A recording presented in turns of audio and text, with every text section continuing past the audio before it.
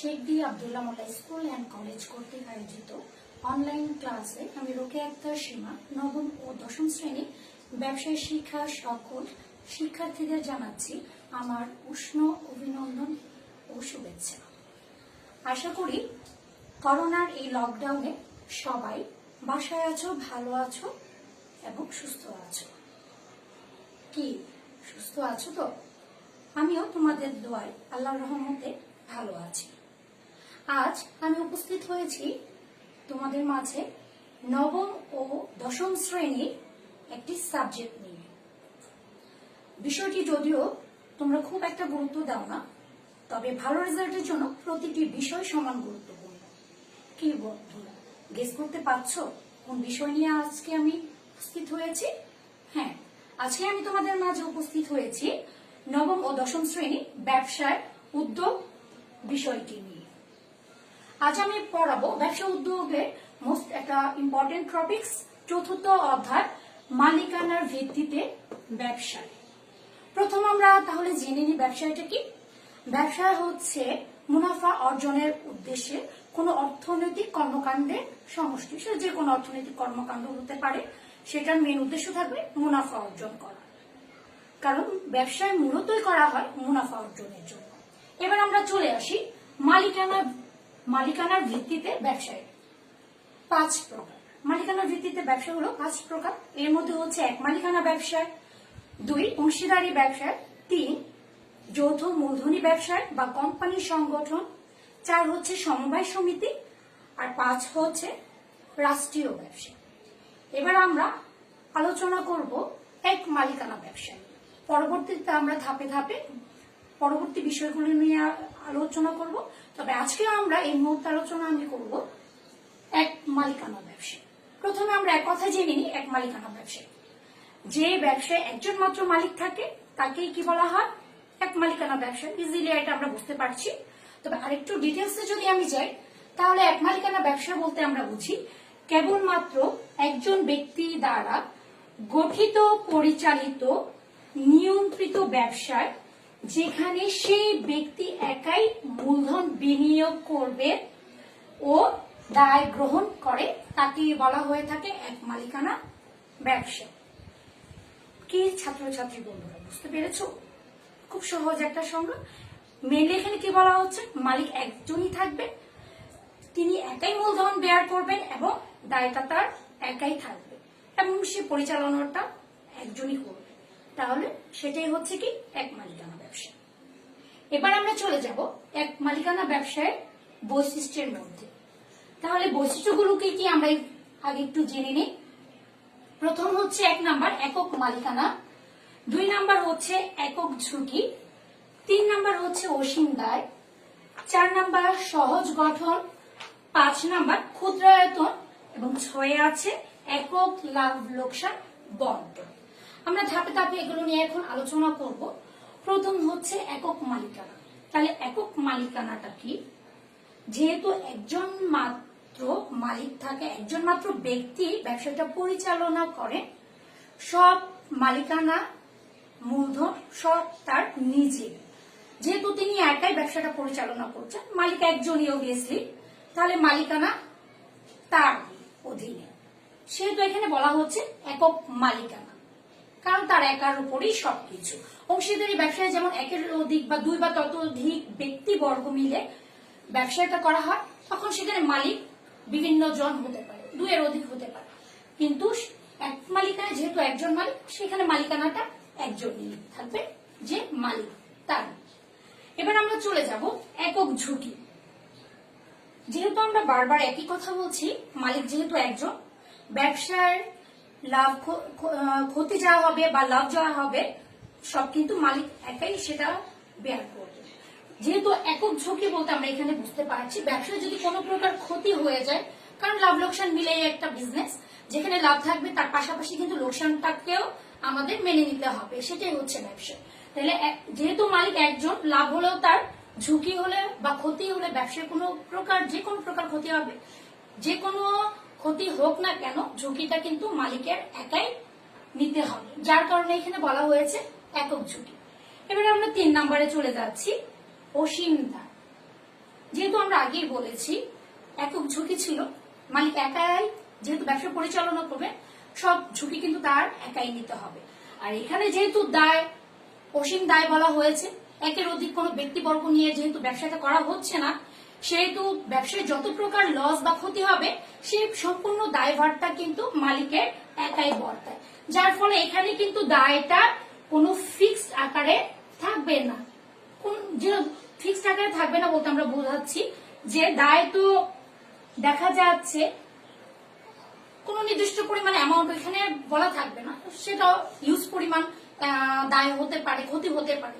সম্পূর্ণ দায়টা ক্ষতির পরিমাণটা মালিককেই কিন্তু নিতে হবে। যার ফলে এখানে বলা হয়েছে অসীম দায়, কিন্তু অংশীদারি ব্যবসায়ের ক্ষেত্রে কিন্তু দায়টা হয় সসীম, কারণ একের অধিক ব্যক্তি সেখানে দায়টা বেয়ার করে থাকে। এবার আমরা চলে যাব 4 নম্বরে সহজ গঠন। মালিক যেহেতু একজনই, তার নিজের ইচ্ছা মতো সে যেভাবে খুশি সেভাবেই ব্যবসায়টিকে গঠন এবং পরিচালনা করতে পারেন, যা এখানে কোনো সমস্যা থাকে না। কারণ মালিক একাই পরিচালনা করছেন, একাই নিয়ন্ত্রণ করছেন, একাই মূলধন বিনিয়োগ করছেন, যার ফলে তার যখন যেভাবে খুশি সে ব্যবসায়টা গঠন করতে পারে। যার ফলে আমরা এই পয়েন্টটার নাম দিয়েছি সহজ গঠন। এবার আমরা চলে যাব ক্ষুদ্রায়তন। যেহেতু আমরা সহজ গঠনে বলেছি মালিক একাই থাকেন এবং সেখানে মূলধনের পরিমাণটাও কম থাকে, অল্প পরিসরে কি করা যায়, ব্যবসাটা শুরু করা যায়। যার ফলে ক্ষুদ্রায়তন আমরা 5 নম্বরে বলছি। ক্ষুদ্রায়তন বলতে সেটাই স্বল্প পরিসরে এক মালিকানা ব্যবসাটা শুরু করা যায়, কারণ মালিক একজন, মূলধনের পরিমাণ কম, সেখানে অল্প পরিসরে জায়গায় আমি কি করতে পারছি, ব্যবসাটা পরিচালনা করতে পারছি, সেটাকেই বলা হচ্ছে ক্ষুদ্রায়তন। এবার আমরা চলে যাচ্ছি 6 নম্বর পয়েন্টে, একক লাভ লোকসান বন্টন। মালিক একা থাকার কারণে লাভ যখন হবে প্রফিটটা তার একার নিজেরই, এবং লস যখন হবে তখন লসটা কিন্তু তার একার উপরই বর্তাবে। এটা স্বাভাবিক নিয়মে আমরা আগেও বলে আসছি।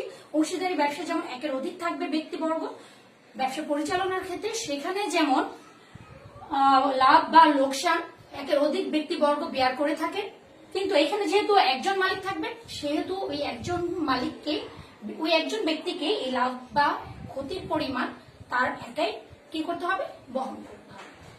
তো শিক্ষার্থী বন্ধুরা, আশা করি তোমরা এক মালিকানা ব্যবসার বৈশিষ্ট্যগুলো খুব সহজেই বুঝতে পেরেছো। তারপরেও যদি কোনো সমস্যা থেকে থাকে তোমরা অবশ্যই কমেন্ট করে আমাকে জানিয়ে দিবে। এবং অনেক সময় প্রশ্ন আমাদের এভাবে থাকে, এক মালিকানা, বিশেষ করে 2 মার্কসের জন্য এক মালিকানা ব্যবসায় 2টি বৈশিষ্ট্য লেখো। 2টি বৈশিষ্ট্য চাওয়া হয়। এখন 2টি বৈশিষ্ট্য, আমি এখানে 6টি বৈশিষ্ট্য লিখে দিয়েছি তোমাদের।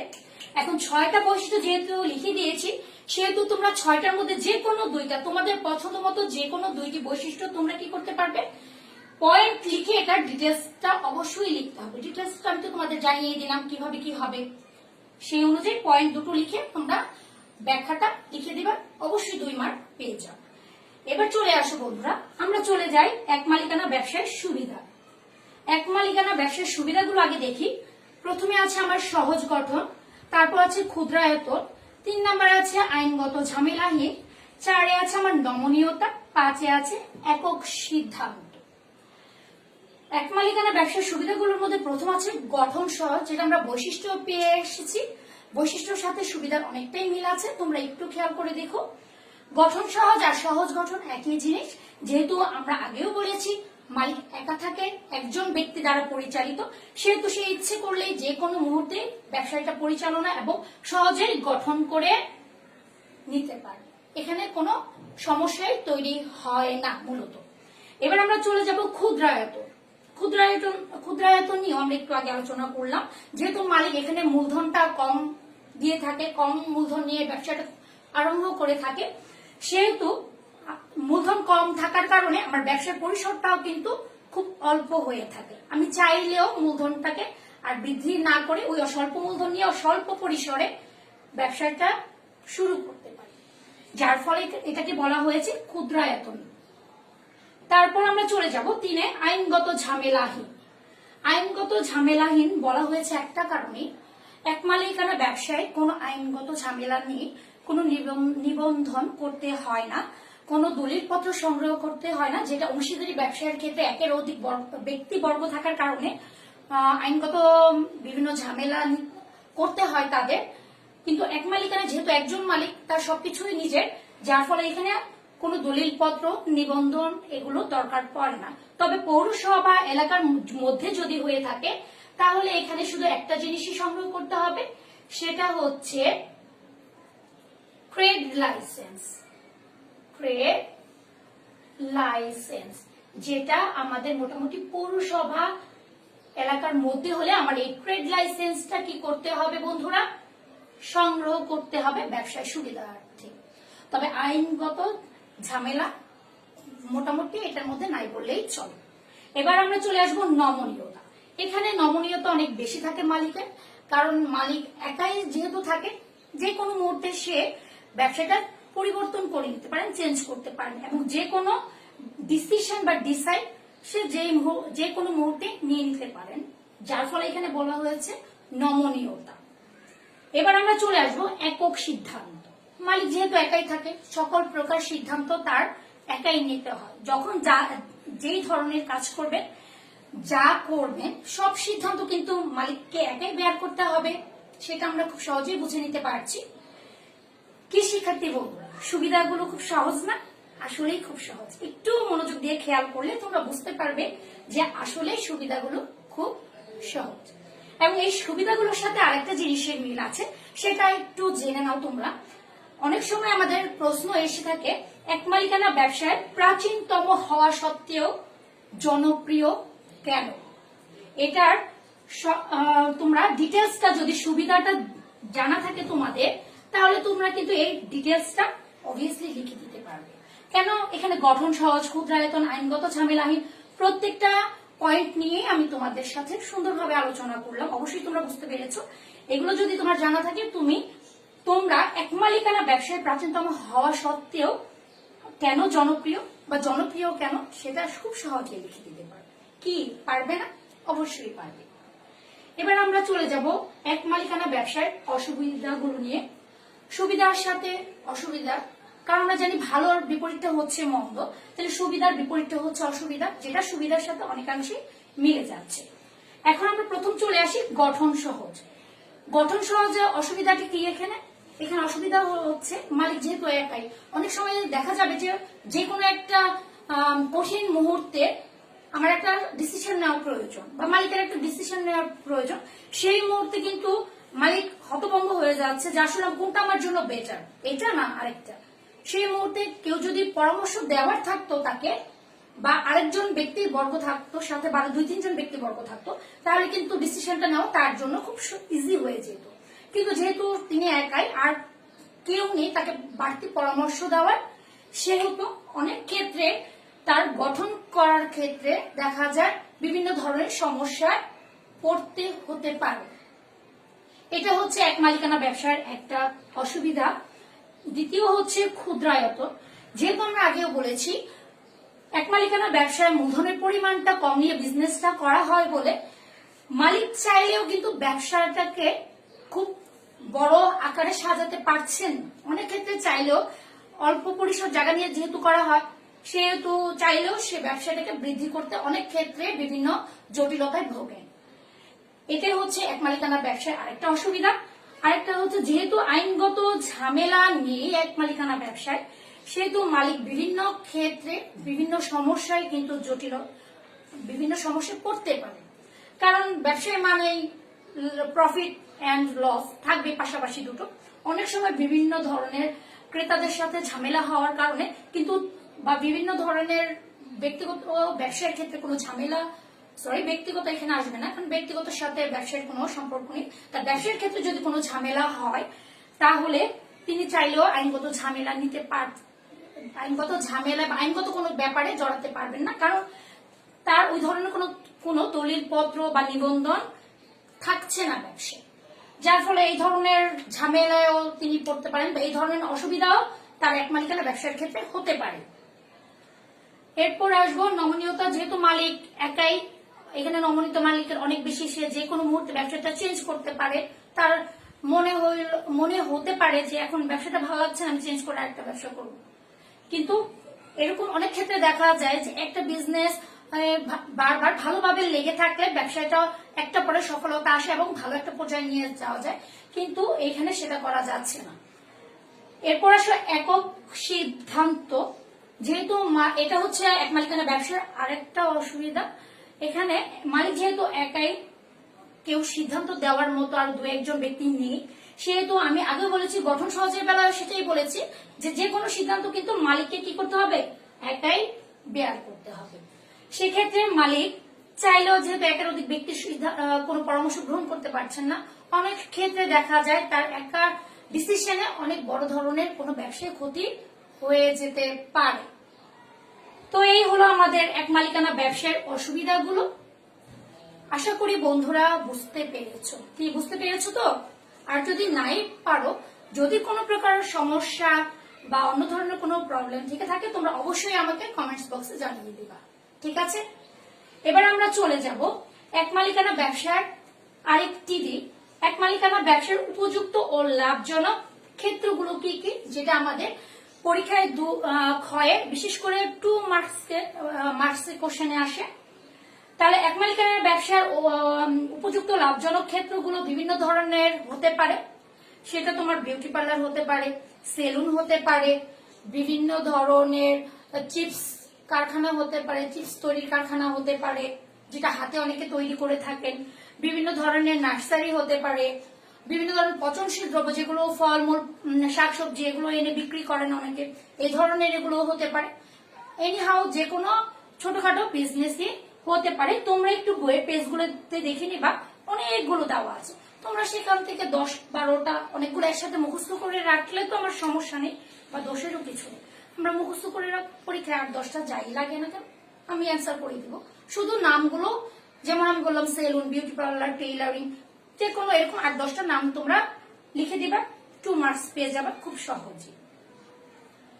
তো বন্ধুরা, এই ছিল আমাদের এক মালিকানা ব্যবসা। আমি পরবর্তী ক্লাসে তোমাদের সাথে অংশীদারি ব্যবসা নিয়ে আলোচনা করব। তার আগে তোমাদের বাড়ির কাজ থাকবে মালিকানার ভিত্তিতে ব্যবসায় কত প্রকার, সেই নামগুলো অবশ্যই জানবা। 5 প্রকারের নামগুলো অবশ্যই পড়ে রাখবে। তারপর আসবে এক মালিকানা ব্যবসা এক কথায় কি বা কাকে বলে, 2 মার্কসের জন্য কাকে বলে, তারপর আমরা এই সংজ্ঞাটা লিখবে। তারপর আসতে পারে এক মালিকানা ব্যবসায়ের বৈশিষ্ট্যগুলো কি কি, যে কোনো 2টো বৈশিষ্ট্য লিখো। আসতে পারে এক মালিকানা ব্যবসার সুবিধা অসুবিধাগুলো কি, বা সুবিধা অসুবিধাগুলোর মধ্যে 2টো পার্থক্য লিখো। এরপর আসতে পারে এক মালিকানা ব্যবসা প্রাচীনতম হওয়া সত্ত্বেও কেন জনপ্রিয়, বা জনপ্রিয় কেন, সেটা আমি বলেছি। অসুবিধাগুলো নিয়ে আলোচনা করলেই তোমরা এটার উত্তরটা পেয়ে যাবে। এবং এক মালিকানা ব্যবসা উপযুক্ত লাভজনক ক্ষেত্রগুলো কি কি আলোচনা করো।